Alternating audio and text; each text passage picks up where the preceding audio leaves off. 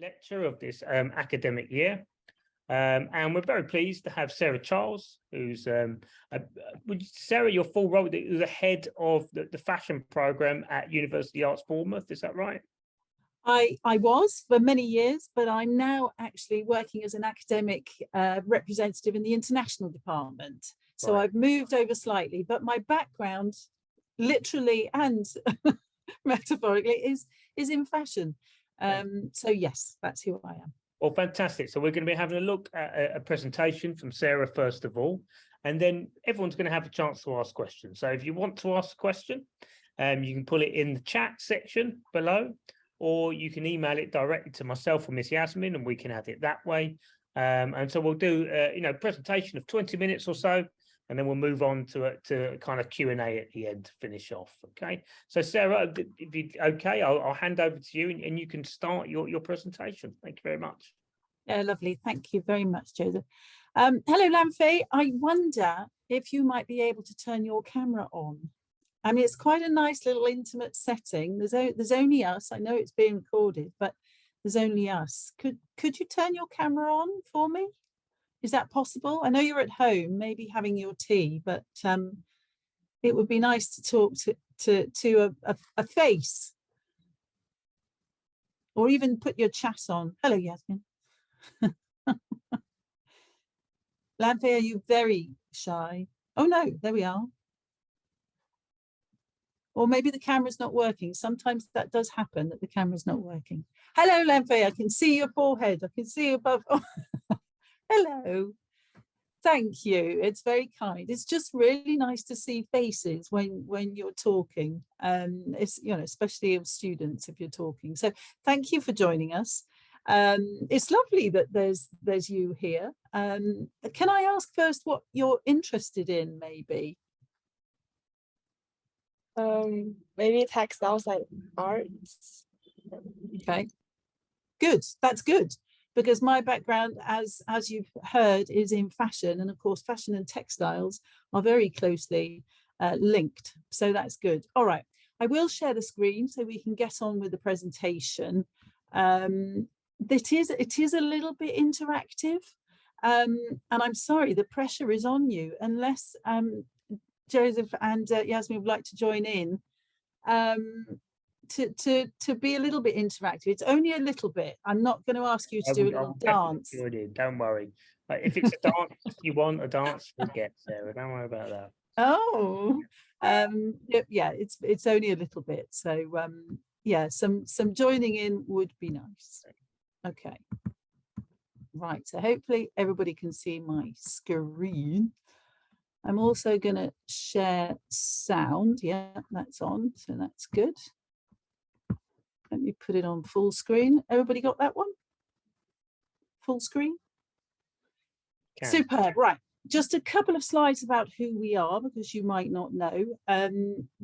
As I mentioned at the start, I'm representing Arts University of Bournemouth, who are a fairly small university in the south of the UK, so about 2 hours from London, right down at the bottom of our little island, but only about 2 hours from London, so not too far from the capital, and really close to other places you've probably heard of, like Oxford and the Jurassic Coast and the New Forest and Stonehenge, all these sorts of places. So lots of lovely inspirational places to visit. We are on one campus. We have multiple disciplines, including textiles, fashion, photography, graphics, creative writing, acting, dancing. So anything really you can think of, which is in the art, design, media and performance area. So that's what we do in a nutshell. These images are all images either of the campus. The top corner on the left there is our lovely drawing studio. The other images are all from current students. So hopefully you've got the gist of what we are and what we do. One of our biggest highlights, if you like, is the way that we collaborate between courses. So our courses are built on a model where within the course they can work together. Now this happens formally, so as I say, between courses, but it also happens informally. So students will get together You know, fashion and textiles will work together, photography and fashion will work together, film and costume will work together. But this little film I'm going to show you now is these courses here you can see. So acting, costume, performance design, film, makeup, and creative writing all work together to create this rather lovely film. So I'm going to play this.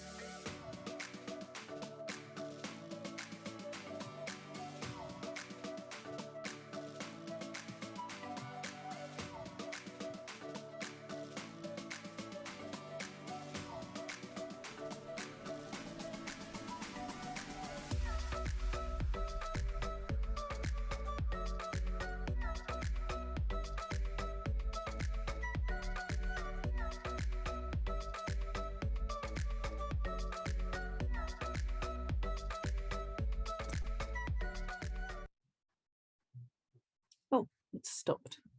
Don't know why. Oh, okay, we'll move on. Anyway, you can see there how those courses collaborated together. The creative writers wrote, you know, the script and the story behind it. The costume designers designed the costume. The actors were doing the acting, and the dance students were involved as well.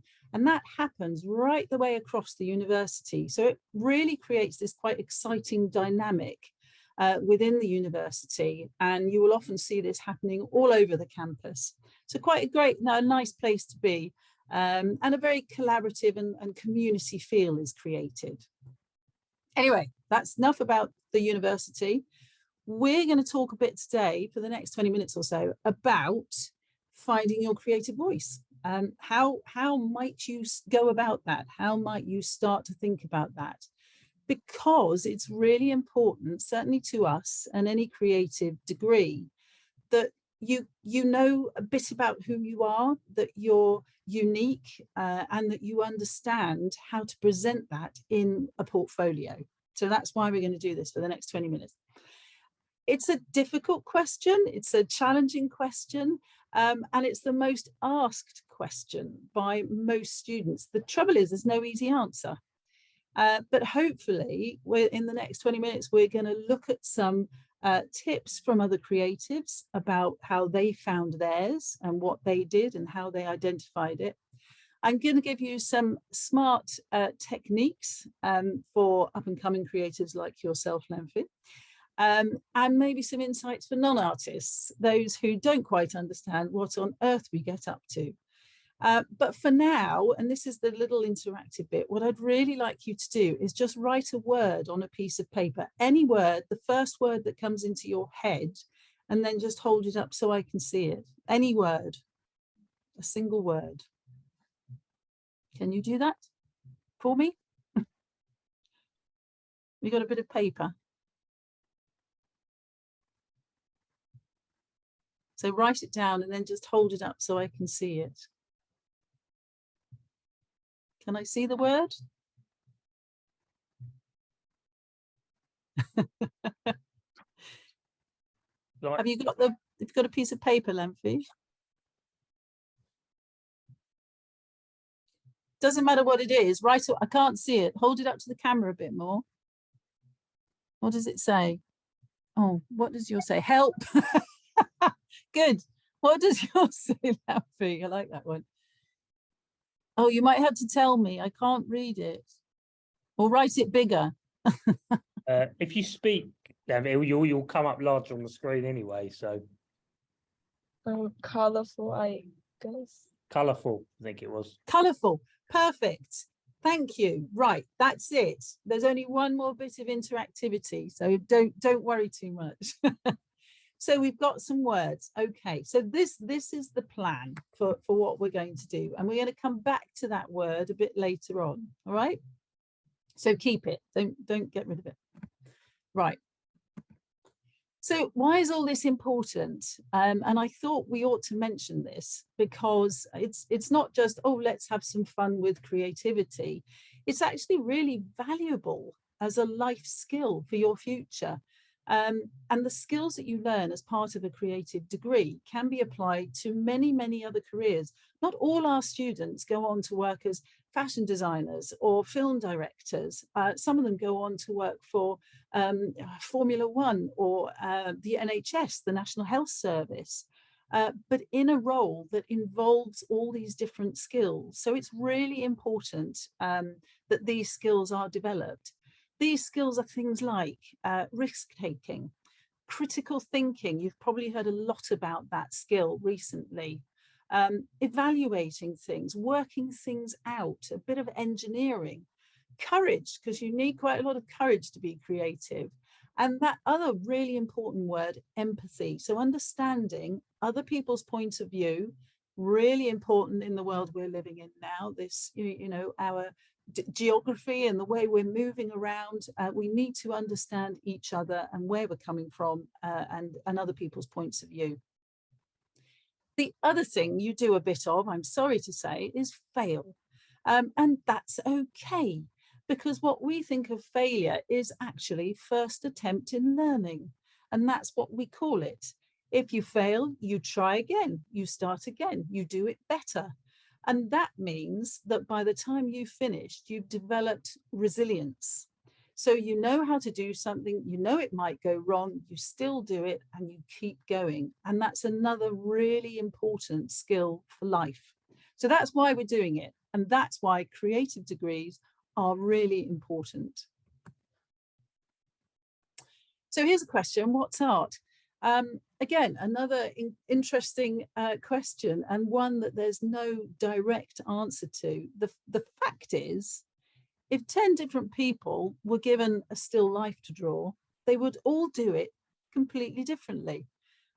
Because the creative process allows you to express yourself. So you know how to do something, you know.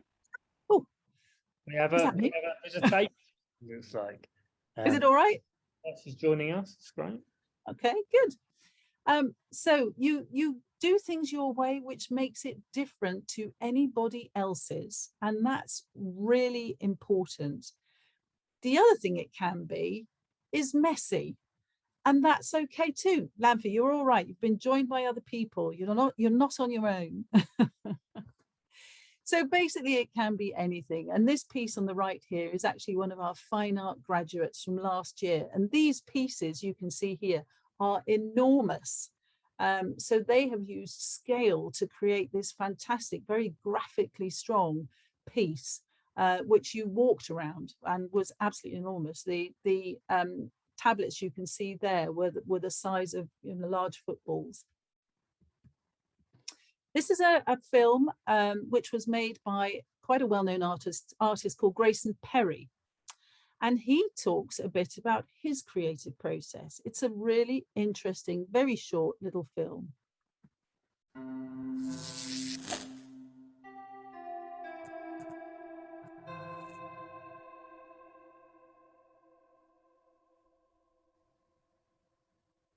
I can teach you how to make my last pot. I can take you step by step through it and give you an exact thing, but I can't teach you how to make my next one.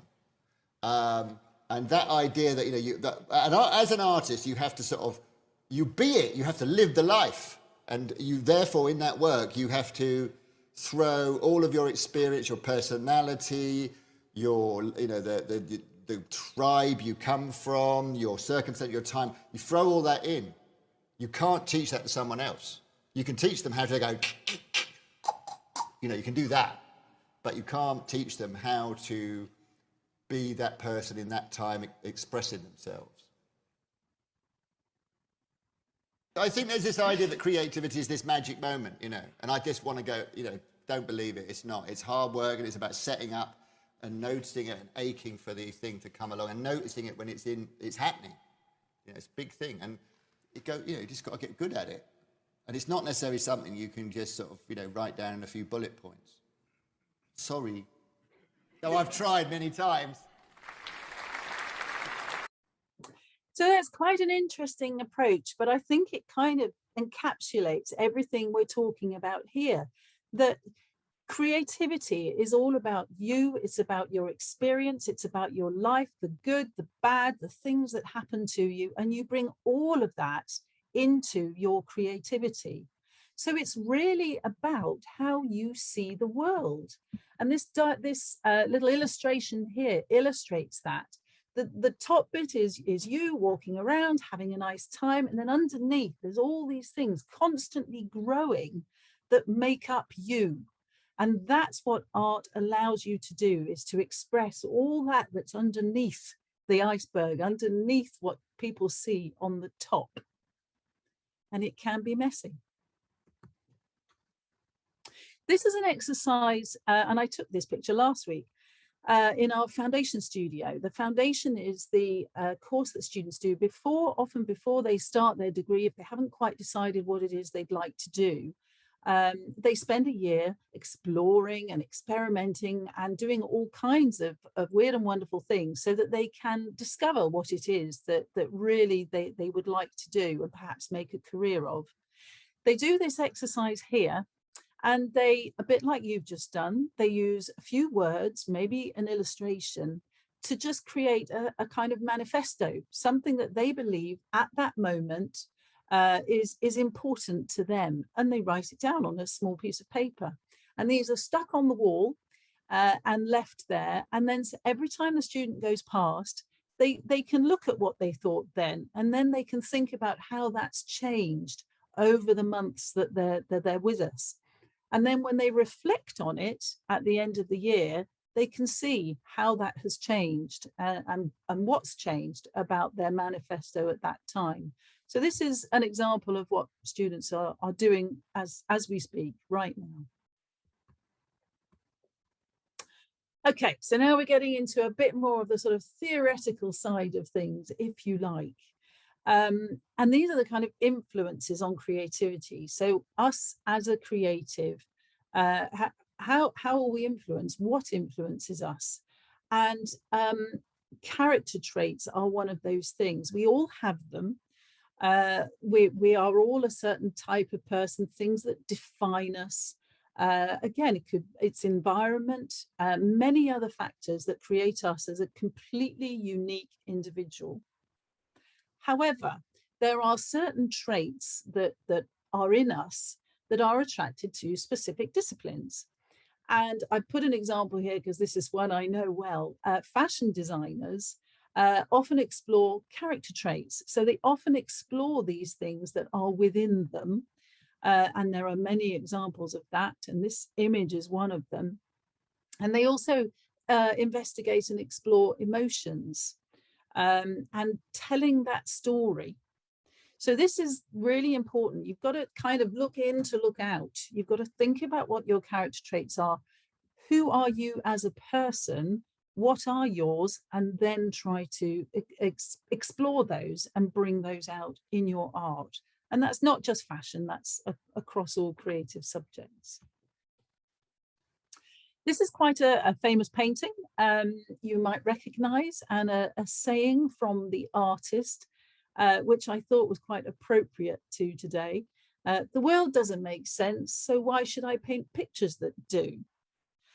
Could anybody put in the chat box who that artist is, maybe? Anybody know? It's not a test. I'm going to tell you. Okay. Oh, I'm hoping to tell you. I can move on. It's Picasso. And this is Picasso here on the right-hand side.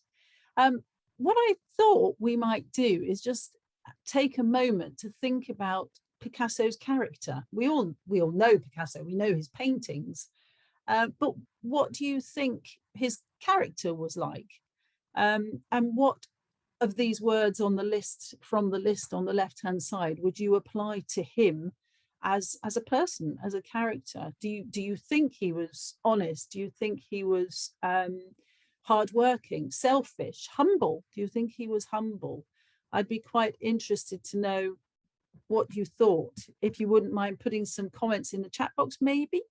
We've been joined by a few. Sheni, Priya, would be really good to get some comments. You can turn your camera on if you like and speak, or even just turn your microphone on.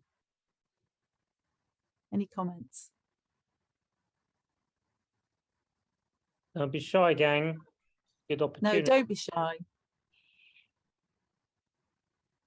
What do you think? Any one of those words?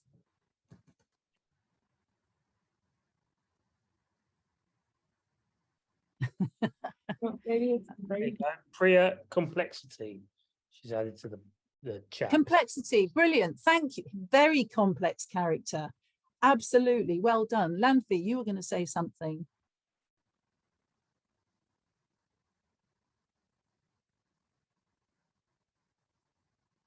Lanfi, did you turn your Yeah, so she's microphone on? brave. Lamphy has added brave into the Sorry, chat. I wasn't looking at the chat. Thank you very much. We're listening. Definitely brave. It's very difficult.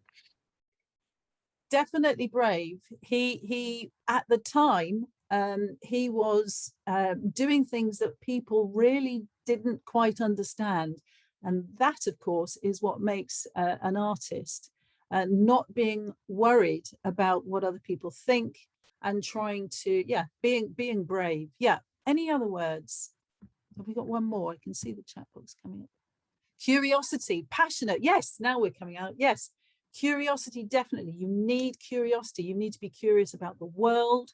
You need to be curious about what's going on. You have to have an opinion about things. You have to care. Sometimes we care too much. Passionate, definitely. And we're going to see that in one of our slides. Good. On Sarah, yes. Honest is one of them. And I know from in terms of generating the work itself, but Picasso as a character is quite an interesting character in terms of his honesty, because he did also plagiarize quite frequently as well. So that's one of his other sayings, and I won't quote it word for word, but one of his others was it wasn't about copying, it was about using other artists' skill, if you like, and then interpreting it in your own way. So it's yes, I know he was, not accused, but yes, he was known for his copying of other artists, and he fully admitted it. He said, I do look at other artists, I do copy in a way, but I put my own interpretation, my own character, if you like, into the work.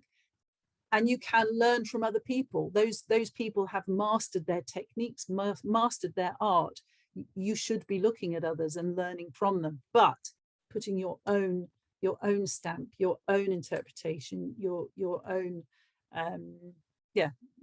your own honesty onto it. But yeah, you're right. You're right. He was, but he fully admitted it. Any others? No, right, let's move on. Oh, my slides are getting stuck a bit. Right.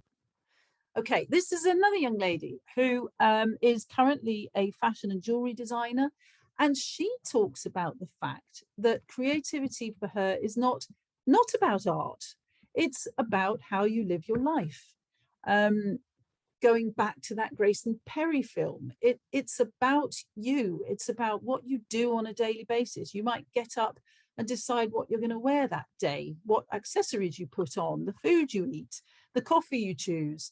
It's a part of who you are. But one of the things I really liked about this designer was that she said when she works, she doesn't follow a diagram. Now, I wouldn't recommend that for everybody. It depends on your discipline, but it's quite nice, this idea of sort of serendipity, things happening as you're making them, following your heart, if you like, following what it is you'd like to do, letting the creativity happen. So different approaches from different artists. We're moving into smart techniques. So these are really practical ways. If you're thinking, I'm young, I don't know what my character is yet, I'm still doing all these things, I'm still exploring, I'm still experiencing life. This is another way that perhaps you can think about creating art. And there are many artists that are using the senses, sound, smell, taste, interactive art installations, that kind of thing, to create their art. And this is the second part of that little first task we did. So if you've got that word handy, what I'd like you to do, I'm going to play a sound, and I want you to add a few words, a sentence, create a sentence onto that word that you wrote in the first place. So it creates a sentence, but reacting to the noise that you hear. Is that all right? So you've got a few new people who haven't got a word, haven't we? So we've got okay. Lam Faye had one. So I think the other three, as we've got now, might just need a word. All right. What you need to, before we do this little activity, then please, if you would, write on a piece of paper a single word. Doesn't matter what it is, just a single word. So Priya, Sheni, Wia, is that Wia? If you could write a single word down, any word, completely around, doesn't matter, no right or wrong, any word. On a piece of paper. We did get everybody to show it, but we won't this time. You can show me when we've finished. Right. So the next thing I want to do, as I said, is to listen to this sound. Oh, Kylie's coming in. She's going to think we've all lost the plot if she hears this. Kylie, if you can hear me, we're just doing a little interactive task. Can you write a word down on a piece of paper, listen to this sound and make a sentence from it? Right, I'm going to play the sound so we can move on. Are you ready? Ooh.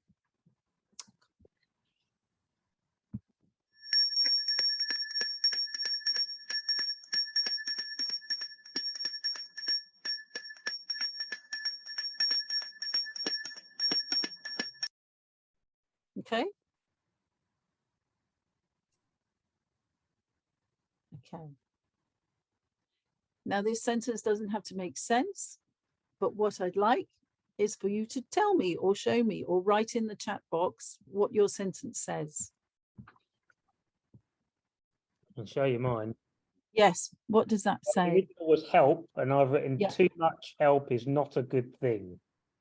Nice. Well done.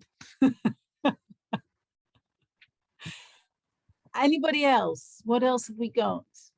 Have we got anything else? Don't make me pick names.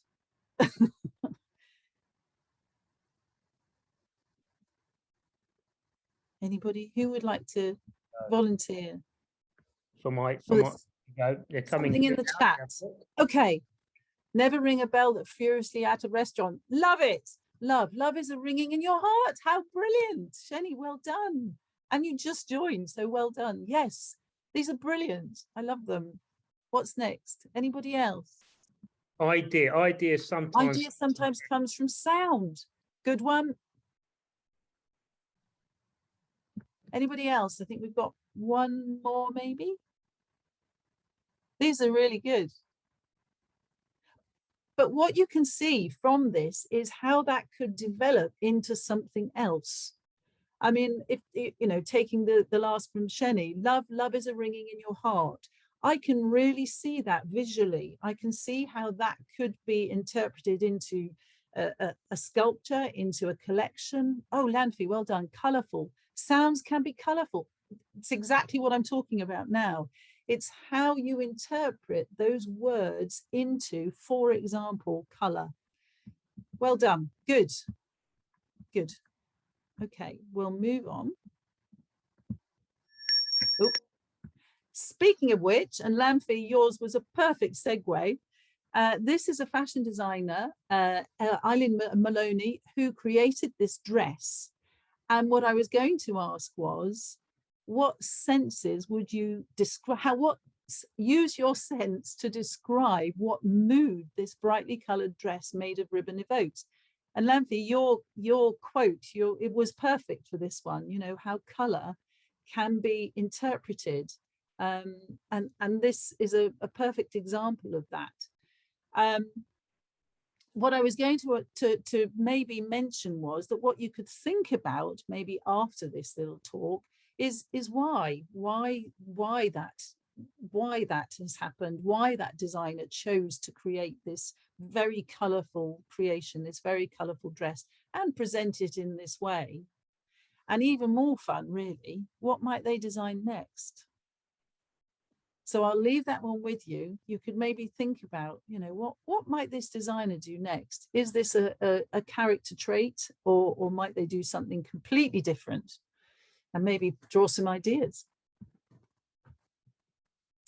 The other thing that artists use a lot is emotions. So my next question is, what kind of emotions do these images evoke in you? The one on the left and the one on the right. Any comments about what these might say to you? What words? Maybe in the chat box? How do they make you feel? Oh, one in the chat. Left, pain, right, anger. Good one. Yeah, there's no right or wrong. So that's really nice. Yeah, pain, right, pain and anger. Yep. Yeah. Sadness, sinister. Nice. Fear. Nice. Yeah. Yeah, nice. Any more?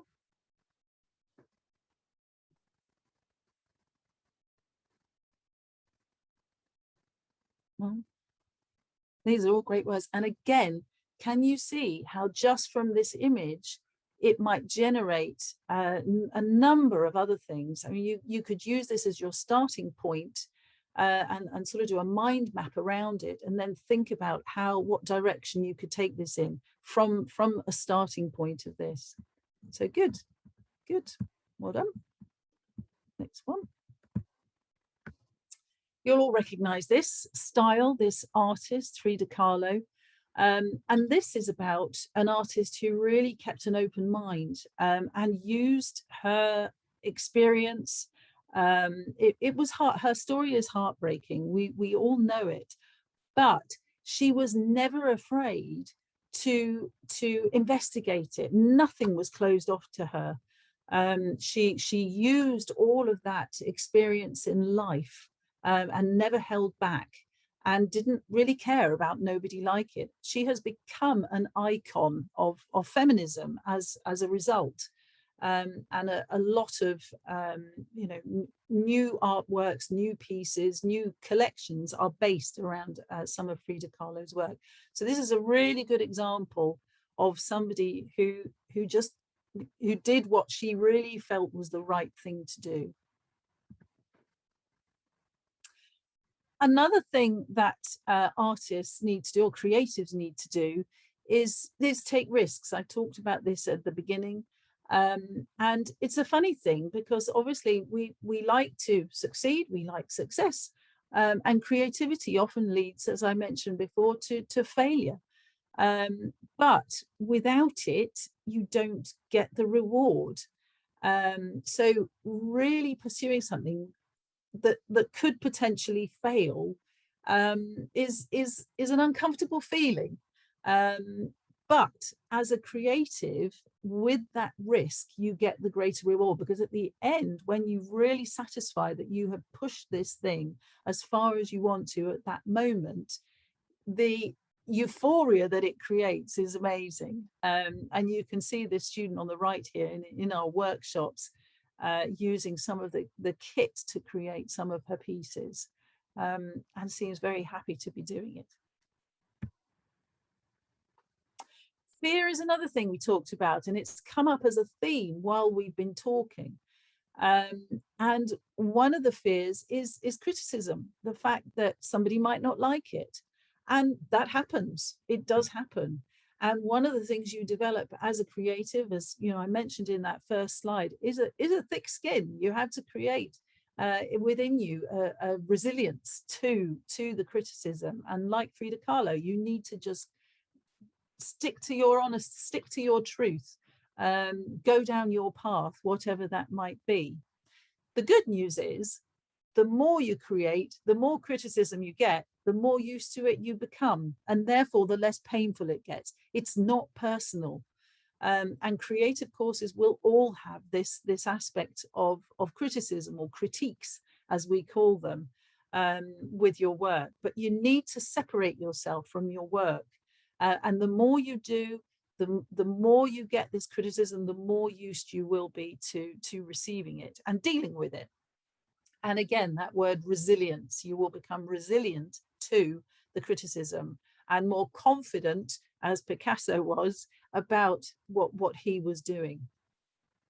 So the way to do that is setting realistic goals, visualizing success. So think about, what you would be like as a successful creative person, and a bit of letting go as well. And last but not least is passion, of course. Without it, creativity is nothing really. You need to really care about what you're doing. And there's some actors here who are showing us a piece they have created in combination with the costume designers and perhaps the script creative writers. So passion sustains us through really tough times, really tough projects. Creatives they'll dive into things. I mean, you know yourself, if you're into a project, you're really into it. But if you lose interest in it, you become bored with it. It can sometimes feel like you want to throw the towel in and not worry. And that's when you need that resilience to keep on tracking through. And understanding these things and accepting them is really important, because that's what gets you to the end. That's what keeps you going, and develops your style, your unique character, your unique way of doing things. The other thing is, and this was really for those who are not creative, just so you understand creative people a bit more, we quite like disorder. We like things that don't quite make sense, mainly because order is very linear, it's very straight, it's straight lines, and we don't like those, because disorder is a bit chaotic. It's surprising. It's things that spark us. It's things that make us creative. And to the casual observer, they might find it quite hard to walk into a fashion designer or a textile designer studio and see all this stuff all over the place, and think that it's just a terrible mess. But in actual fact, that creative person is constantly making connections between things and across things, and that's what drives creativity, making those connections between quite diverse subjects, objects, physical or not.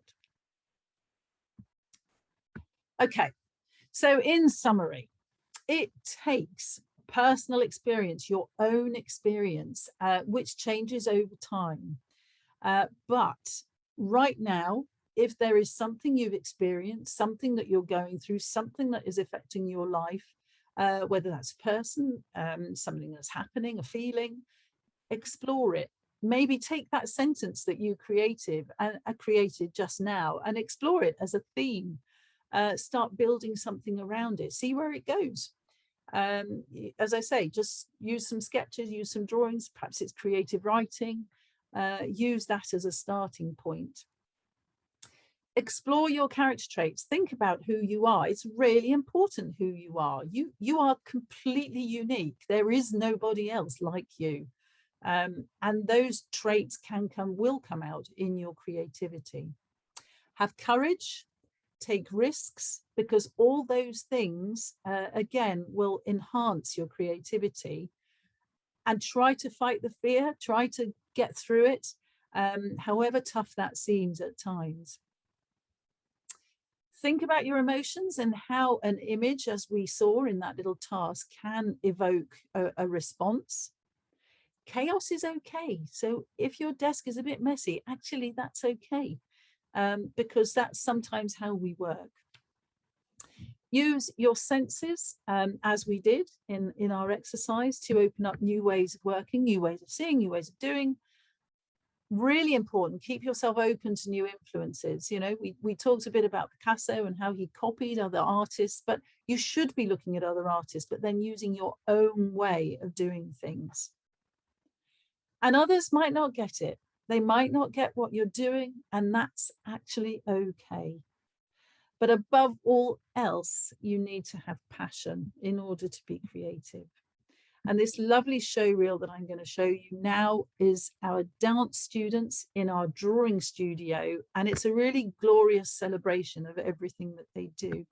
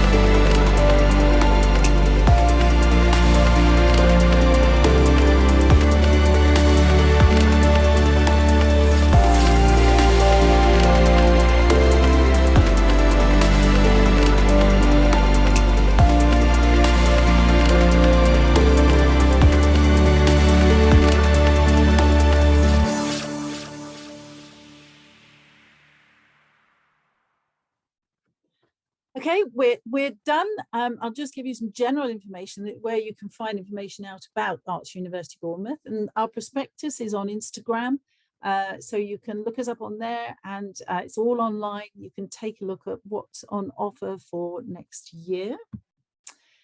There's a really great opportunity to think about the kind of career that you might be looking at, and this is a lovely interactive quiz, so do go on and have a look at this. It's called Wonder What.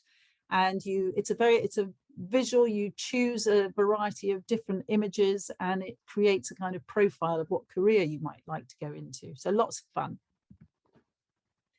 This is me, and I'm more than happy for you to get in touch by email, or you can scan the QR code. I can do one-to-one chats, so portfolio reviews, that kind of thing. More than happy to do that. Just get in touch. I would be delighted to hear from any of you. So that's it. We do have a bit of time for questions. I hope that's been useful. Wonderful, Sarah. Thank you so much. It's been great. And I students have seen it. I know there's a bit of confusion about the times of starting and the dates stuff. So students coming on a bit late, but thank you all for coming as well, students. It's fantastic. And for contributing as well. It's brilliant. Yeah.